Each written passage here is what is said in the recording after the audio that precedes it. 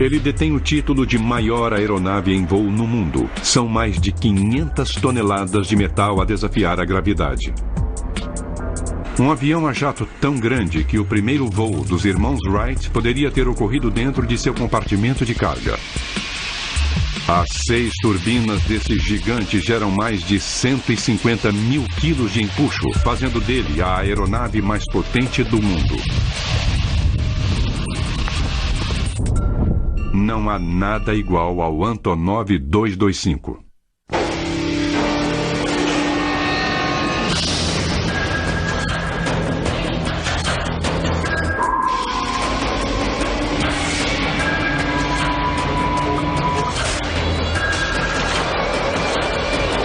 Superestruturas.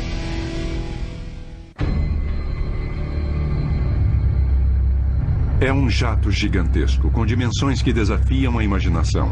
Com seus tanques cheios de combustível, esse monstro pesa mais de 560 toneladas. Ele parece desafiar a gravidade quando eleva todo esse peso aos céus.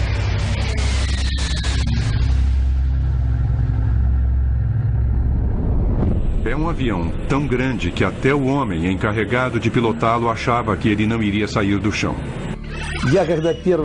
Quando eu vi o avião na linha de montagem pela primeira vez, eu disse, não é possível.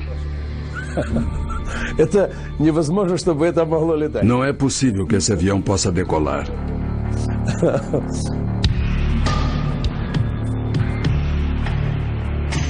Sua envergadura mede 88 metros.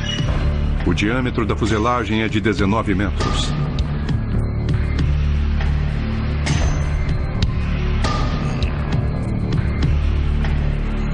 Sua altura é de quase 7 andares. Essa aeronave é tão imensa que um só trator não consegue movê-la. São necessários 2 tratores pesados para rebocá-la do hangar para a pista. Todos esses dados somados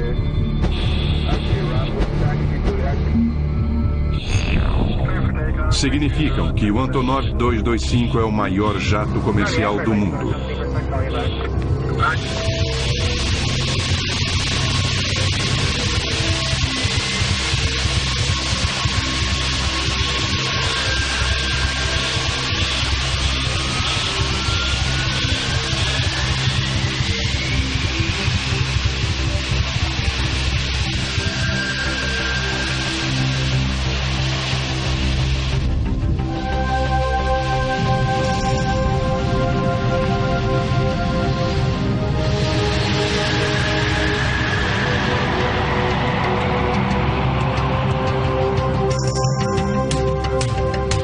Esse monstro de 6 motores é o campeão peso pesado dos céus.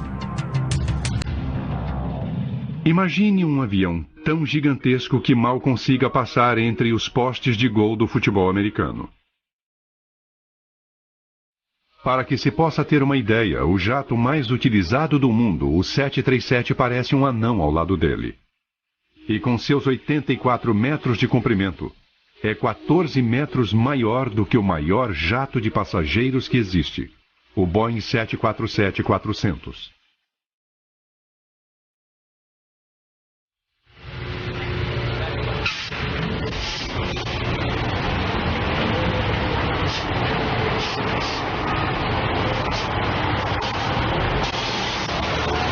Nenhum avião no mundo se compara ao Antonov 225 em termos de capacidade de carga. O C-17 Globemaster da Força Aérea Norte-Americana transporta 85 toneladas. E o poderoso C-5A Galaxy sobe aos céus com 135 toneladas. Mas em termos de cargas gigantes, os aviões Antonov da Ucrânia estão numa outra classe. O Antonov 124, o irmão menor do 225, se é que algo desse porte pode ser chamado de menor, aceita uma carga de mais de 150 toneladas. O 225 é a próxima ordem de magnitude. Sua capacidade de carga é de 250 toneladas e é capaz também de carregar 250 toneladas sobre seu teto. Além de ser o campeão de levantamento de peso, o avião é imenso. Sua fuselagem é cavernosa, capaz de engolir 8 casas de tamanho médio. É um jato colossal. Já houve quem, ao ficar à sua sombra, o chamasse de céu encoberto de alumínio. Mas ser o maior do mundo não é a única coisa que distingue esse jato soviético de todos os outros aviões. Não se encontra um Antonov 225 com facilidade. Na verdade, você está vendo o único que existe.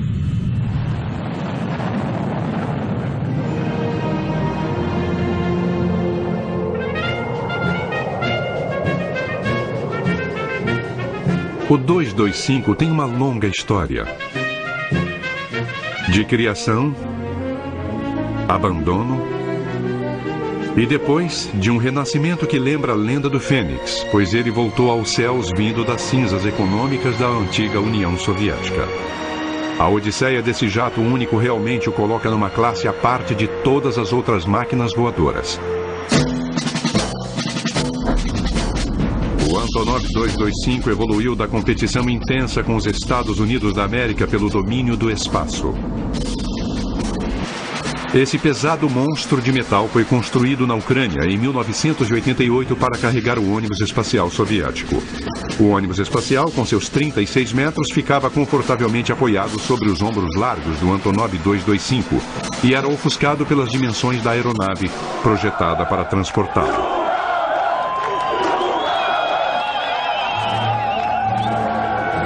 Para a infelicidade do 225, tamanho não é documento. Em 1989, o Muro de Berlim caiu e em 1991 a própria União Soviética virou história. Nem mesmo seu tamanho poderia salvar o Antonov 225 dos problemas econômicos de um país em transição. O programa espacial deles foi cancelado e esse jato assombroso foi aposentado e promovido a ser a maior pilha de sucata do mundo. Eles estacionaram o avião num canto do complexo de Gostomel, onde eram conduzidos os testes, e ficaram vendo esse patrimônio maravilhoso cair aos pedaços.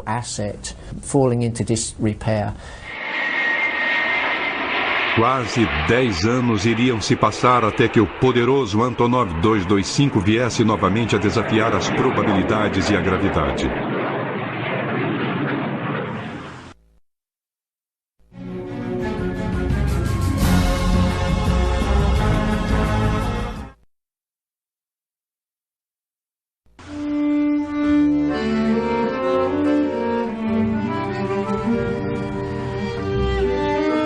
O maior avião do mundo leva o nome de seu criador. O nome de um homem cuja paixão pelos aviões teve início no tempo em que o czar Nicolau II ainda imperava sobre a Rússia e a ciência aeronáutica vivia sua primeira infância. Ele viria a se transformar num dos heróis de uma nação que ainda não existia. Oleg Konstantinovich Antonov nasceu no dia 7 de fevereiro de 1906, perto de Moscou. 3 anos apenas depois de os irmãos Wright terem voado pela primeira vez em Kitty Hawk. Enquanto seu país atravessava a Primeira Guerra Mundial e a Revolução Comunista, o jovem Antonov mantinha sua cabeça nas nuvens. Ele colecionou peças de aviões da Primeira Guerra e sua fascinação com o voo o levou a projetar seu primeiro planador. Oleg Antonov construiu sua primeira máquina voadora em 1923, quando tinha 17 anos de idade. Era um planador que não chegou a ter muito sucesso, mas durante os 15 anos seguintes, Oleg Antonov construiu muitos outros planadores de classe internacional que ganharam alguns campeonatos soviéticos e mundiais. Ele aperfeiçoou suas técnicas de engenharia na Escola Politécnica de Leningrado, onde se formou em 1930. A partir daí, trabalhou como projetista-chefe em várias fábricas soviéticas, desenvolvendo mais de 30 tipos diferentes de planadores. Ele foi um engenheiro de muito talento, especialmente em aerodinâmica. Durante a Segunda Guerra Mundial, Oleg Antonov foi subchefe de projetos do Sr. Yakovlev, o famoso projetista de aviões de caça, mas isso não o satisfazia. Nas horas vagas, se é que ele tinha horas vagas, ele projetava seus próprios aviões, um dos quais veio a ficar famoso, o biplano Antonov II. Esse pequeno avião, o Antonov II, mostrado em frente aos escritórios de seu criador em Kiev, foi o modelo que o levou a projetar os jatos de grande capacidade de carga que levam seu nome hoje. O projeto teve o apoio do Sr. Yakovlev e do Ministério da Indústria Aeronáutica.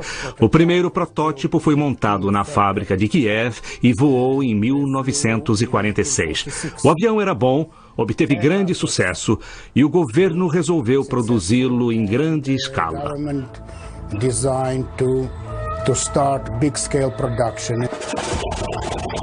Antonov montou seu próprio escritório de projetos em Kiev, com o objetivo de construir um avião que resistisse aos rigores climáticos de toda a vasta União Soviética. Uma aeronave que fosse capaz de pulverizar as plantações na Ucrânia e depois levar correspondência às regiões desoladas e congeladas da Sibéria. Foram construídos 18 mil desses burros de carga e muitos ainda prestam serviço hoje. A capacidade que Antonov tinha para projetar aeronaves que preenchiam perfeitamente as necessidades soviéticas fez com que ele se tornasse amigo de Nikita Khrushchev, o que lhe deu um certo status na União das Repúblicas Socialistas Soviéticas. Pouca gente tinha um escritório assim na União Soviética. O escritório de Antonov foi preservado como se fosse um santuário e está cheio de objetos antigos que lembram a Guerra Fria, gravadores secretos, sistemas complexos de comunicação e painéis secretos. Esses objetos revelam truques de pouca tecnologia que eram usados na prática da engenharia e dizem muito sobre Oleg Antonov e seu papel vital para a aviação soviética. Antonov continuou a projetar aviões nesse escritório e esses aviões ficavam cada vez maiores graças a esse homem ao qual a Ucrânia dedica uma admiração pouco divulgada, por ele ter consistentemente produzido os maiores aviões do mundo. A primeira aeronave de fuselagem larga do mundo foi projetada aqui em 1965, o Antonov 22. Até hoje, o 22 continua sendo o maior avião a turbohélice do planeta. Foram produzidos cerca de 100 desses grandes aviões militares de transporte.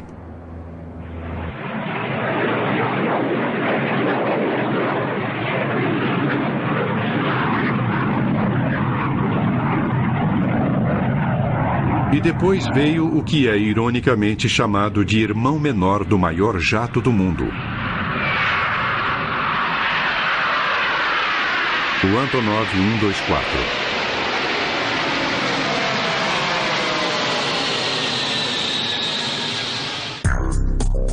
O 124 deve seu formato de baleia à sua função principal, pois foi desenvolvido em meados dos anos 70 para ser o avião de transporte pesado estratégico dos militares soviéticos.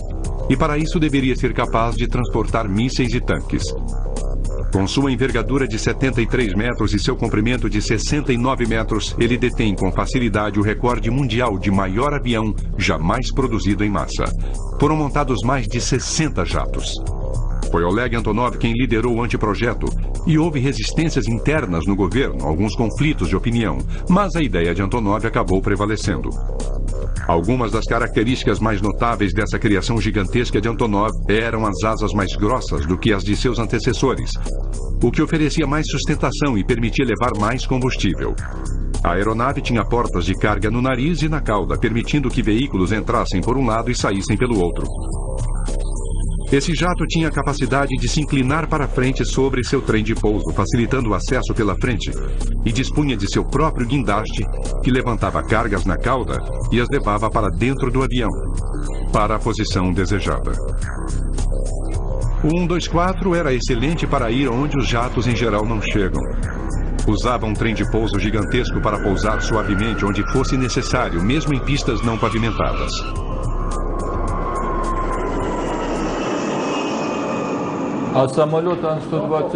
O Antonov 124 é capaz de pousar em pistas de pouso primitivas. Já pousou até na região polar em campos de pouso congelados, quando transportávamos suprimentos para aquelas regiões.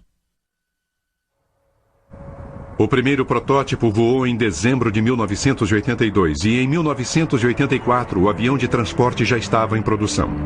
Oleg Antonov, seu criador, faleceu naquele mesmo ano, aos 78 anos de idade. O calendário na sua mesa no escritório ainda marca aquele ano. A presença desse pioneiro da aviação ainda pode ser sentida em seu escritório, intocado, e nos enormes aviões que projetou. O sucesso obtido pelo modelo 124 permitiu que a companhia que Antonov deixou como legado se lançasse no projeto de um avião ainda maior, um jato que estivesse à altura do programa espacial soviético e de sua corrida contra os Estados Unidos para o domínio do espaço.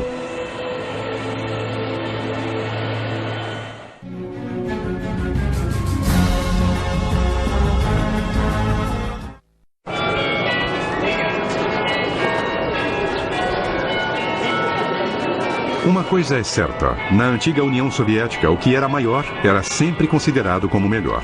Das estátuas colossais aos helicópteros desajeitados, o tamanho dominava. A competição com o Oeste era feroz durante a Guerra Fria, e os projetistas da Antonov se esforçavam para superar os americanos. Eu me lembro que competíamos com os Estados Unidos o tempo todo em termos de aeronaves de transporte. Eles construíram o Hércules, nós construímos o Antonov 12. Depois o Antonov 22. Eles construíram o C-5. Construímos o Antonov 124. Depois só o Antonov 225. Talvez os Estados Unidos não precisassem de um avião maior e talvez não tenham construído mais nada justamente por causa do Antonov 225.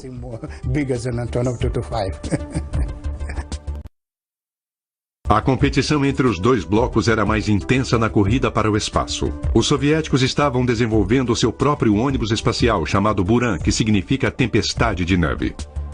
Seu projeto era parecido com o ônibus espacial americano. Os engenheiros soviéticos haviam tentado projetar algo diferente, mas no fim uma cópia dinâmica em forma de flecha foi a escolhida. Há, no entanto, diferenças significativas, pois o Buran não tem motores principais para que possa levar mais carga, e por isso depende exclusivamente dos foguetes externos para entrar em órbita, o que lhe dá uma capacidade de carga 4 vezes maior. Diferentemente do ônibus espacial americano, que tem motores principais com tanque externo e foguetes propulsores a combustível sólido, o Buran usa foguetes que queimam combustível líquido controlados por acelerador, que são ligados e desligados para evitar explosões como a que causou o fim da missão Challenger em 1986. Nos anos 80, o programa do ônibus espacial soviético estava atrasado, mas eles queriam acompanhar o ritmo do programa norte-americano. Os soviéticos não tinham um veículo maior para transportar o Buran, por isso, em 85, foi iniciado o programa do Antonov 225. Era necessário inventar e projetar um sistema e um veículo para transportar esse ônibus espacial para a área de lançamento que ficava muito distante da fábrica. Essa aeronave foi construída sob exigências muito fortes, tanto em termos de prazo como de custo. E tudo era consequência do fato de que os Estados Unidos já tinham seu ônibus espacial e a União Soviética estava ficando para trás.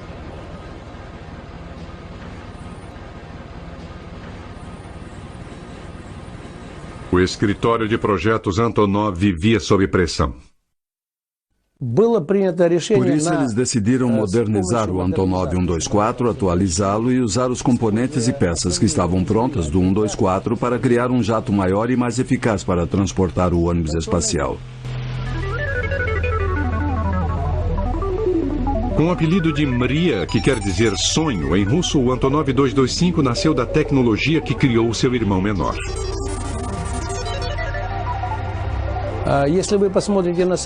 Olhando bem para o 225, é possível notar que ele tem muitas semelhanças com o Antonov 124.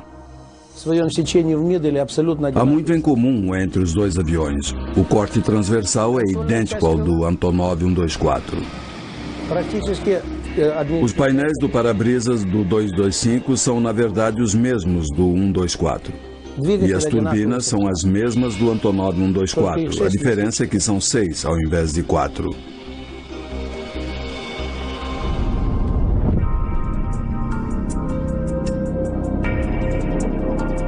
Mas as comparações param por aí. Não é preciso ser perito em aviação para identificar as diferenças entre os dois modelos, e a maioria tem a ver com porte e potência.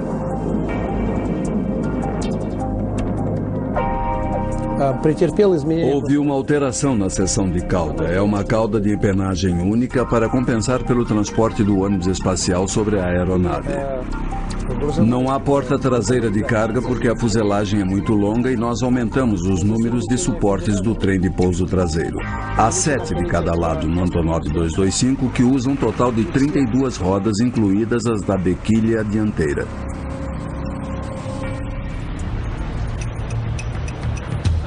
Os projetistas da Antonov em Kiev receberam ordens para projetar e fazer voar esse jato gigantesco em apenas 3 anos e meio. No início, a tarefa parecia impossível. Os engenheiros não conseguiam nem encontrar um galpão suficientemente grande para montar o jato. Foi um problema encontrar um local para construir a aeronave, pois ela não caberia em nenhuma das instalações existentes. No início, tivemos de construir a fuselagem em seções e armazená-las em ângulo para que coubessem dentro do galpão. Graças à burocracia soviética, os projetistas do Antonov 225 chegaram ao ponto de ter mais avião do que hangar. Na União Soviética, era mais fácil construir um galpão do que um avião. Construíamos aviões em menos tempo do que éramos capazes de construir prédios. E tivemos que montar o 225 tão rapidamente que ele cresceu mais rápido do que o galpão onde estávamos montando. Houve problemas com o projeto também. O 225 foi projetado para transportar cargas gigantes e o avião teria de ser capaz de pousar onde fosse necessário levar esses objetos de grande porte. Tivemos problemas com o trem de pouso. Tínhamos de resolver o problema de criar uma aeronave com um peso de decolagem de 600 toneladas que também fosse capaz de pousar em pistas que não eram feitas para o peso dela. O trem de pouso teve de ser projetado de modo a não quebrar as pistas. A solução do problema foi o enorme conjunto de trens de pouso do Antonov 225, que envergonha qualquer carreta de 18 rodas. São 32 que queimam borracha cada vez que esse colosso de 600 toneladas toca o solo. Houve também outros desafios. O chefe dos projetistas se lembra de um susto que levou quando o jato estava quase pronto. Depois que o avião ficou pronto, descobriu-se que não era possível instalar o Buran sobre a fuselagem. Naquela época não tínhamos equipamento de carga e o guindaste que havia no aeroporto não conseguia instalar o Buran.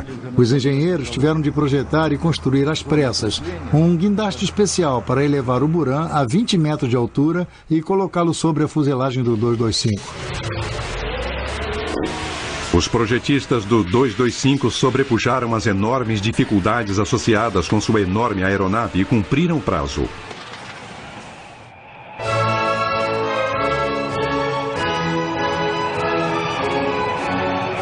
Ele foi rebocado para fora do hangar com toda a pompa e circunstância. Chegara a hora de provar que esse gigante de 6 motores podia voar.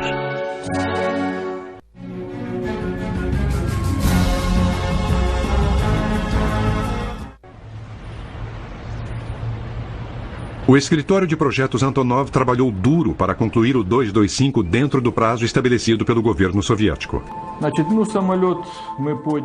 Naquela época havia uma tradição de terminar as tarefas antes do fim de cada ano. O voo inaugural do avião ocorreu no dia 1º de dezembro de 1988.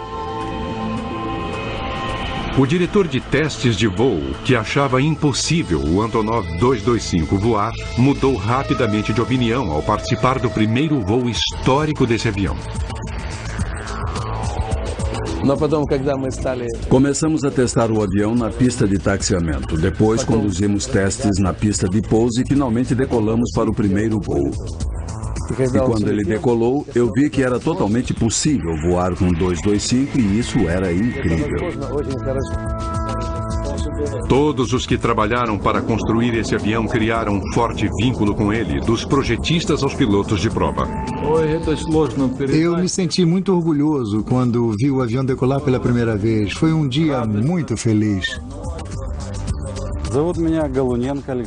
Meu nome é Alexander Galunenko. Eu sou o piloto-chefe de provas da aeronave Antonov 225.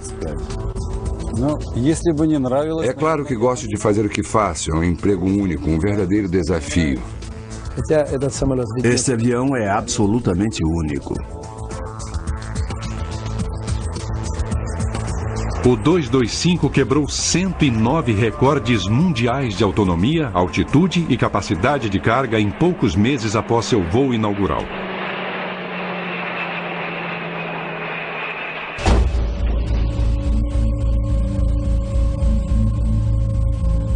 Em 1989, o avião cumpriu a missão para a qual foi projetado. Voou com um ônibus espacial soviético que pesava 90 toneladas preso ao seu exterior pela primeira vez.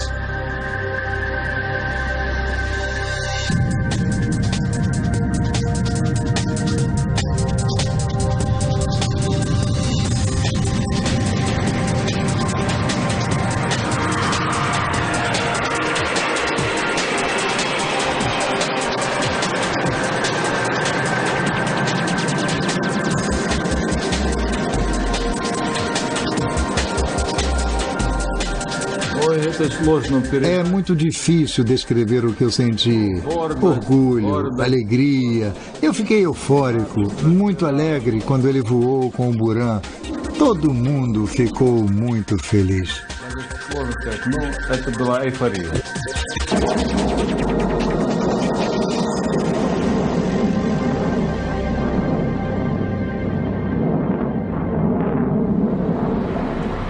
O 225, com Buran preso a ele, apareceu pela primeira vez perante uma audiência internacional no Salão de Aviação de Paris em 1989. O jato gigantesco roubou a cena.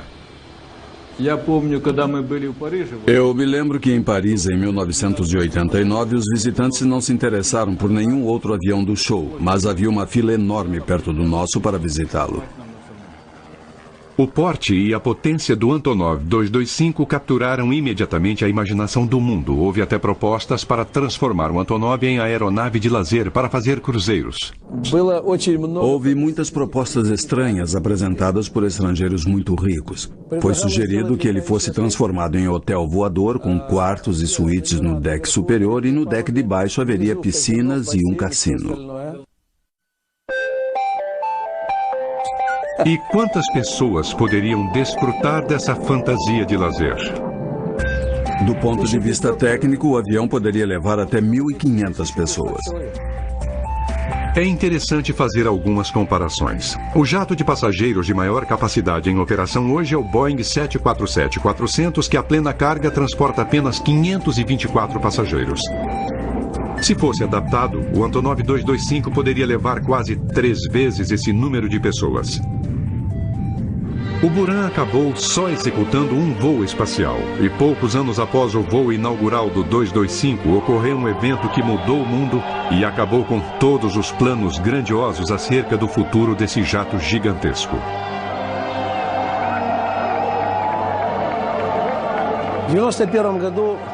Em 1991, a União Soviética entrou em colapso e seu programa espacial, do qual esta aeronave fazia parte, ficou sem financiamento.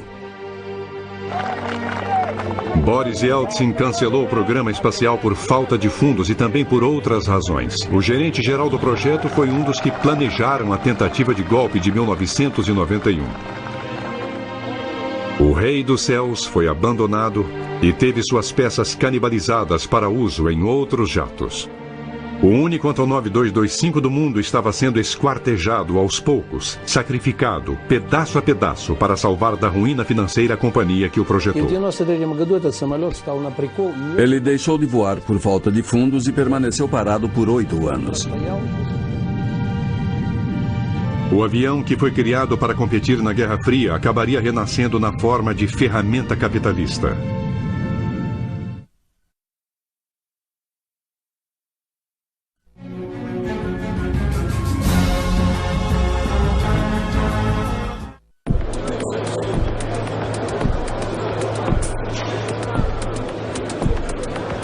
Com a queda da União Soviética, o escritório de projetos Antonov foi forçado a lutar por sua sobrevivência. Para continuar funcionando sem verbas do governo, começaram a utilizar sua frota de aviões comerciais gigantescos.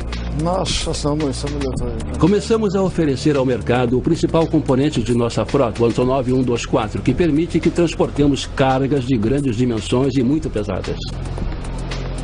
Eles formaram então uma parceria com a firma inglesa Airfoil Heavy Lift e fundaram as linhas aéreas Antonov. A empresa de Londres está a cargo do recebimento dos pedidos e da programação de voos. Juntas, as duas companhias preenchem um nicho do mercado usando os megajatos da Antonov que ninguém mais tem. O maior concorrente deles no Ocidente utiliza Jumbo 747 de carga, que não são grandes o suficiente para transportar certos tipos de carga superdimensionada. E logo a Antonov começou a transportar tudo, de geradores de hidroelétricas a equipes de carros de corrida, carros, equipamentos de apoio e todo o resto para qualquer destino no mundo. É quase que uma questão de você mencionar qualquer coisa e nós dizermos que já transportamos. A carga que me marcou mais foi a locomotiva que levamos completa do Canadá à Irlanda faz alguns anos, estabelecendo o recorde mundial de carga comercial, pois ela pesava 109 toneladas. O conceito psicológico de colocar uma locomotiva dentro de um avião é demais para uma mente normal.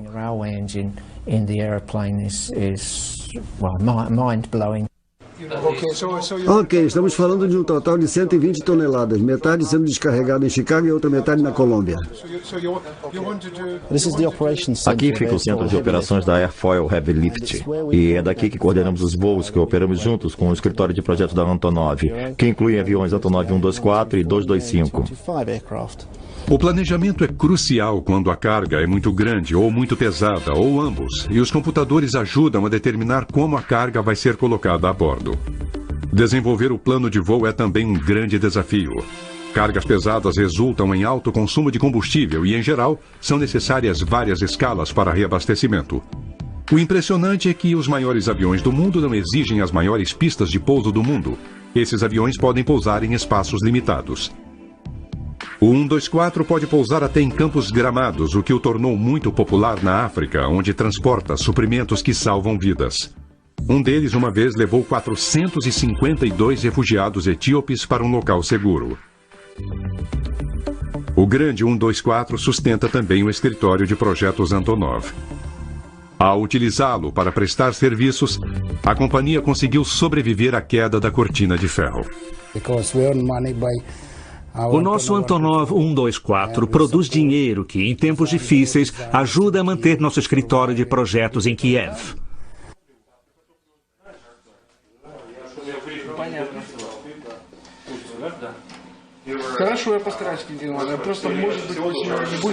Além de sobreviver, eles montaram um negócio muito sólido. No fim dos anos 90, a companhia estava recebendo pedidos para transportar cargas de mais de 150 toneladas, que é a capacidade máxima do Antonov 124. Ganhamos muita experiência em transporte comercial com a operação do 124 e chegamos à conclusão de que havia uma demanda para transporte de cargas com peso além da capacidade do 124. Aparecera uma oportunidade para o 225 e sua enorme capacidade de carga, mas ele estava enferrujando num aeroporto ali perto. Os dirigentes da companhia perceberam que ele poderia suprir a demanda por transporte de mega cargas.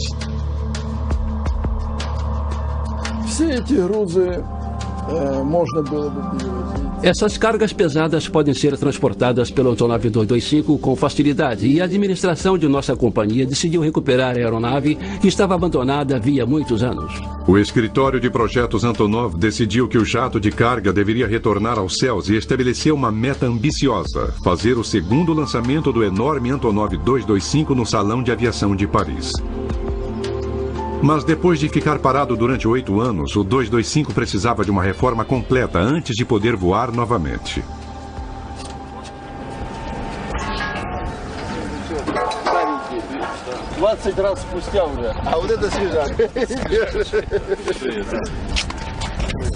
E de repente foi como se a história se repetisse, pois os mesmos projetistas, montadores e pilotos desse avião fenomenal foram chamados para executar o milagre de sua ressurreição.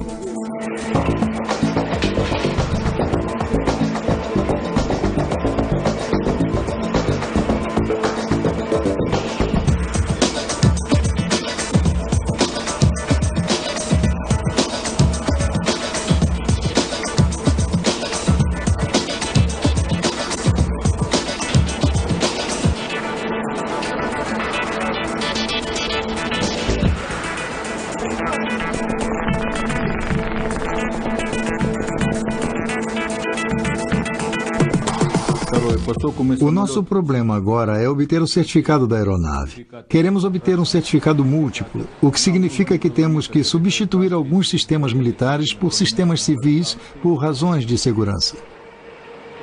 O avião de 10 anos de idade teve de ser tratado como se fora um avião novo. O 225 nunca havia sido certificado, não havia provado às autoridades que era seguro para voar. Seus voos iniciais, até mesmo o transporte do ônibus espacial soviético, foram considerados testes militares. Mas agora esse gigante deveria passar por mais testes para provar que atendia aos padrões da aviação internacional antes de receber o certificado que o autorizaria a fazer voos comerciais. A maior parte do procedimento de certificação havia ocorrido em 1989, mas depois do colapso da União Soviética, esse procedimento foi sustado. Ainda são necessários 8 ou 10 voos para concluir a certificação e nós vamos voar e conseguir o certificado desse avião. O jato também tinha de ser atualizado tecnicamente. Os engenheiros instalaram equipamento moderno de navegação e de telemetria, além de um sistema Honeywell de comunicação. A tripulação do avião é de 17 pessoas e suas acomodações foram melhoradas. Havia novos regulamentos quanto ao nível de ruído que deveriam ser atendidos. E esse avião enorme, que já era forte, teve de ser reforçado. Tivemos de reforçar a estrutura primária, especialmente o piso e a seção do nariz, para que a aeronave pudesse transportar cargas de grande volume e muito pesadas, de até 250 toneladas.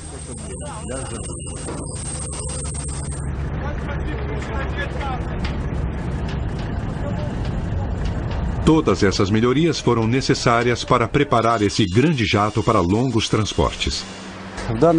O avião está sendo submetido agora à manutenção de solo, antes do nosso primeiro voo, depois desse tempo todo parado. O 225 recebeu 6 turbinas novas fabricadas na Ucrânia, que produzem em conjunto mais de 150 mil quilos de empuxo.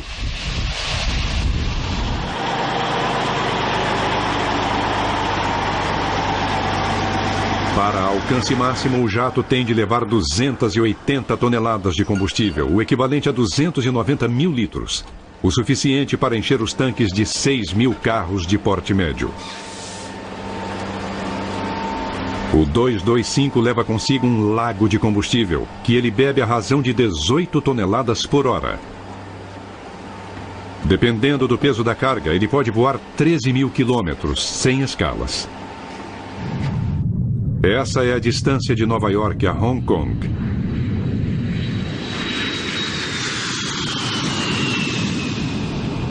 Antes que um piloto faça esse enorme pássaro abrir suas asas de quase 90 metros, ele tem de se preparar para algumas das peculiaridades de um monstro desse porte. É claro que há certas dificuldades. O piloto tem que se preparar para certos momentos. Por exemplo, a envergadura é tão grande que há momentos em que o avião resiste à aceleração. As asas são tão grandes que tem de decolar primeiro para depois dar sustentação à aeronave, e por isso qualquer alteração na velocidade pode causar problemas para a tripulação.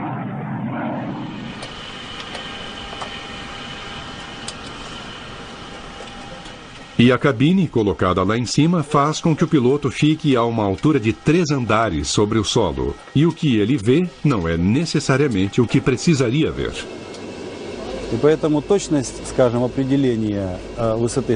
O pouso do 124 ou do Boeing 747 tem certas peculiaridades e o mesmo acontece aqui com o 225.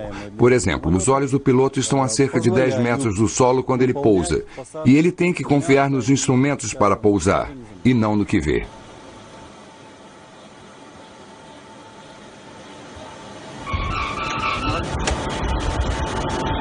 O peso máximo de decolagem desse jato potente é de fantásticas 580 toneladas. É o equivalente à soma dos pesos de decolagem de 8 Boeing 737. Será que o piloto tem de fazer muita força para subir aos céus com 640 toneladas de alumínio, combustível e carga? Não, é interessante. Todo mundo que vê o avião pela primeira vez me pergunta isso. A impressão é de que se precisa de um homem muito forte, um piloto grande para operar esse avião grande. Mas, na realidade, qualquer piloto, grande ou pequeno, que receba o devido treinamento pode operar o 225. O piloto não precisa ser forte. Ainda assim, o piloto tem de ter uma palma da mão muito grande para empurrar os 6 aceleradores ao mesmo tempo ou ter ajuda de alguém.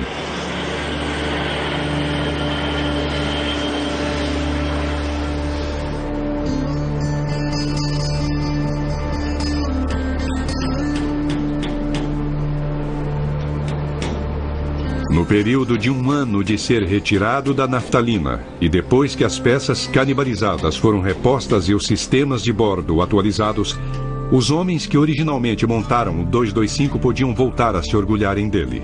Chegara a hora do voo de teste para provar que o 225 podia voar novamente.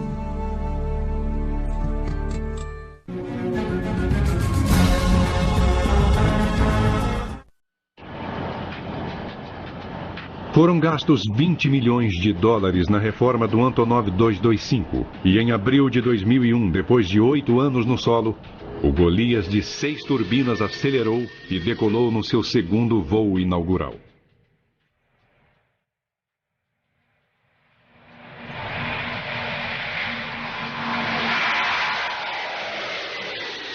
Com o maior avião de transporte novamente em operação, o escritório de projetos Antonov já faz planos para explorar da melhor maneira a capacidade do 225. O avião tem grande capacidade de carga, podendo levar ao ar mais de 250 toneladas. E seu compartimento de carga de 43 metros de comprimento poderia engolir toda a fuselagem de um Boeing 737. Os engenheiros estão estudando a possibilidade de transportar fuselagens de 737 entre fábricas que distam milhares de quilômetros umas das outras. E o avião tem outra característica única, pois pode transportar carga no seu exterior, como o fez com o ônibus espacial soviético. Módulos aerodinâmicos estão sendo projetados para serem colocados sobre a aeronave no lugar do ônibus espacial. Eles vão levar volumes que sejam grandes demais para entrar no imenso compartimento de carga do 225.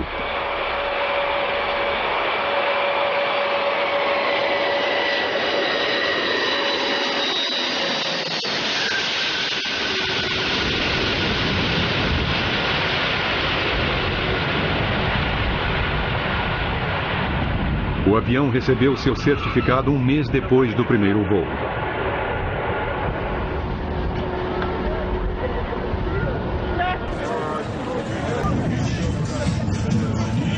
Foi um dia de muito orgulho para os ucranianos.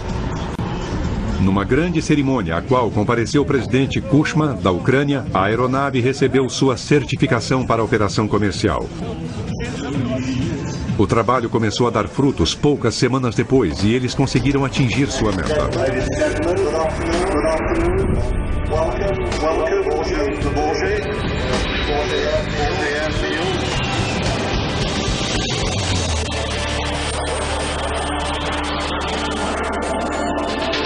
O 225 voou para a França e debutou pela segunda vez no Salão de Aviação de Paris. E como antes, o enorme jato fascinou todos os que o viram.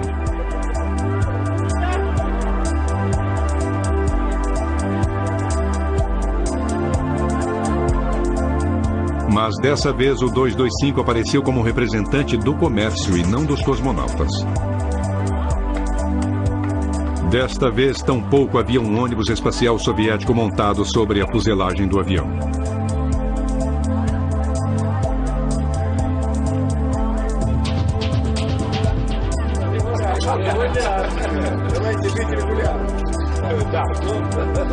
Em vez disso, a tripulação do Antonov fez o maior número de contatos possível, na esperança de conseguir contratos para transportar carga de outros países no seu avião, único no mundo.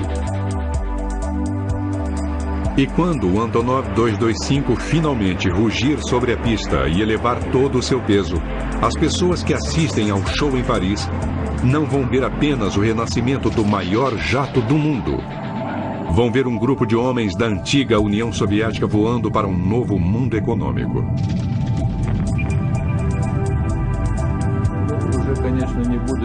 O que eu sinto agora não é muito diferente do que eu senti no primeiro voo. Sinto orgulho pela companhia Antonov e fico satisfeito porque em tempos tão difíceis conseguimos os recursos para fazer essa aeronave retornar à operação.